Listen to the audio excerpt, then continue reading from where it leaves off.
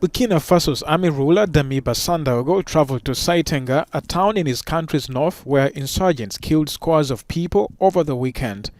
For a commander who once blamed politicians for not supporting the army's fight against militants, this was an uncomfortable visit to make. Distraught survivors waited along the road as Sandaogo came to make an address. Nous sommes venus pour vous exprimer dans un premier temps We have come to express first our sorrow and then our compassion for the people of Saitenga. De la localité de Saitenga. Ce qui s'est passé ici, what happened here? C'est quelque chose something d'inimaginable unimaginable pour des for populations defenseless civilians who désarmées only want to live. qui ne demandent qu'à vivre. To justify his January coup, Sandaogo said the political class in Ouagadougou had not given security forces resources to confront Islamist militants in the north and east. Certaines de ces pratiques-là viennent de nous. Some of these practices come from us, and we must avoid some of them because we cannot win this war without the people. The villagers who fled Saitenga accused the army of abandoning the town as the insurgents attacked.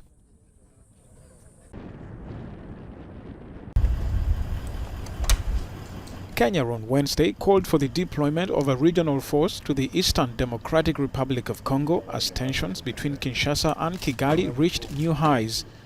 President Uhuru Kenyatta, who is also the current chairman of the regional bloc, said a meeting of army commanders from member states planned for this Sunday should be used to finalize preparations for the East African Standby Force to deploy in Eastern Congo. M23 rebels on Wednesday seized the border town of Bunagana and demanded new talks with Kinshasa. Congo accuses Rwanda of aiding the rebels, a charge Kigali denies. The two neighbors have traded accusations of border violations since the M23 made a comeback early this year after several years of quiet. The rebels, who are ethnic Tutsis, as Rwanda's president, have accused Congolese authorities of targeting their community for discrimination and dispossession. Wednesday, demonstrators in Goma called on the international community to intervene. Some protesters tried to march to Congo's border with Rwanda.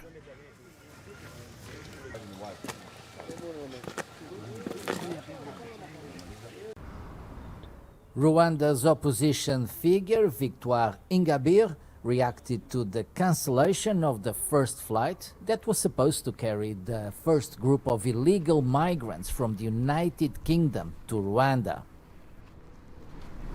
The Rwandan authorities are used to upholding a good image for the international community, to show that they are capable of solving all the problems.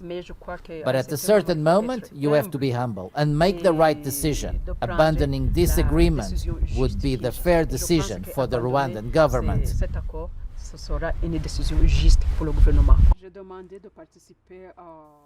Both Britain and Rwanda have faced criticism at home and with at least 2 UN agencies in response to the controversial plan aimed at discouraging illegal migrants from entering the UK.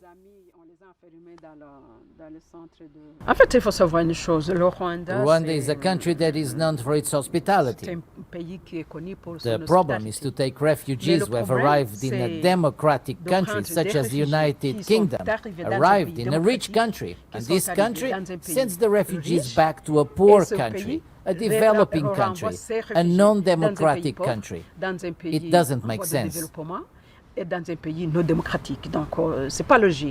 The first flight carrying migrants was due to take off from Britain last Tuesday, but was cancelled at the last minute. Thousands of Moroccan nationals living and working in Europe have started crossing the Strait of Gibraltar in what is described as one of the largest seasonal flows of people between continents. The short 14-kilometer crossing was shut in March 2020 when Morocco severed links with Europe over the COVID-19 pandemic. They help people who don't know anything. They fill in their paperwork and point them to where they need to go. Now it's nice, it's not like before. Before, no one took care of you, you had to figure it out on your own. But now, thankfully, Morocco is beginning to change gradually. In 2019, some 3.3 million people and over 760,000 vehicles made the crossing. I'm a resident of Spain. I came with my small family, my husband and my son. We made it. The Mohammed V Foundation was very helpful. Thank God everything went really well. I came from Spain. I was happy with the Mohammed V Foundation for Solidarity system. Long live the king. Everything is great, thank God. The resumption of maritime traffic comes after Spain in March supported Morocco's autonomy plan for Western Sahara. Tunisians protested Thursday in support of the country's main union, which called for a one-day nationwide strike. Outside the Tunis headquarters of the UGTT union, demonstrators demanded salary hikes and concessions on looming reforms. It is estimated that up to 3 million workers could observe the strike, closing state agencies and public companies. The employment minister said the government reserved the right to requisition some workers. The strike comes at a time when President Kais Saied faces intense criticism. Moreover, in order to access an international monetary fund bailout, the government presented a reform plan, which includes a freezing of the public sector wage bill, cuts to some subsidies, and the restructuring of state-owned companies. The Tunisian General Labour Union demanded guarantees that public companies would be spared privatization. In the meantime, the strike has caused cancellations at airports and brought public transport, the postal service and utilities firms to a halt.